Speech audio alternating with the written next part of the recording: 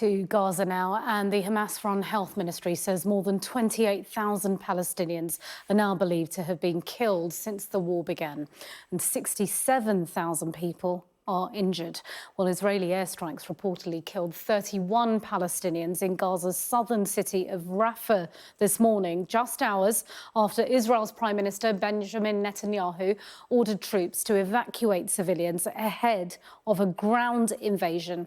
Well, over half of Gaza's displaced population is sheltering in the neighbourhoods, the last designated safe zone.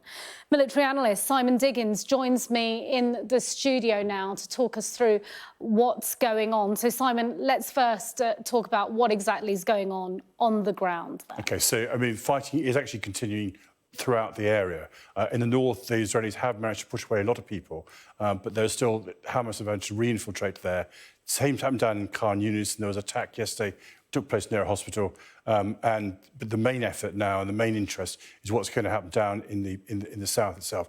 As the report said, a very large percentage of the population, some 1 million people, equivalent size of town of Birmingham, have actually moved down into the Rafah area, and that's where they are at the moment. And Israel's saying there are 4 Hamas battalions in and amongst all of this, which they intend to destroy, but they've also then got to deal with the issue of what they do with the over 1 million people who are now refugees in and around this. And you can see here from this film of what we've got in Rafah just how crowded it is. Every single room that's available has been used. Backyards, everywhere has been, people are putting up tents wherever they can to try and survive. Yeah, an extraordinary amount of humanity crammed into one space. So given that these are the parameters we're dealing with, we've already heard of an airstrike and a potential ground invasion. What can we expect then next from the IDF? Well, hopefully not what we've had before. You know, we've had over 100,000 casualties being created from their previous efforts from there. And with the sheer density of people in this area here, if they continued in that kind of vein, you'd have something which would be some kind of a catastrophe from there. They've been given very clear orders by Netanyahu that they have to have a plan for evacuation and a plan for dealing with them at the same time.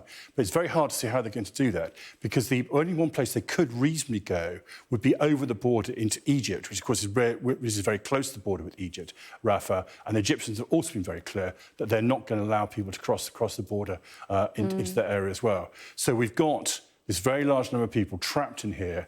The Israelis have currently been given this mission. You are to destroy these Hamas battalions there, and a lot of people who are in grave danger if the Israelis conduct an offensive in the same way as they conducted the attacks further north and further east. OK, Simon Diggins, thank you.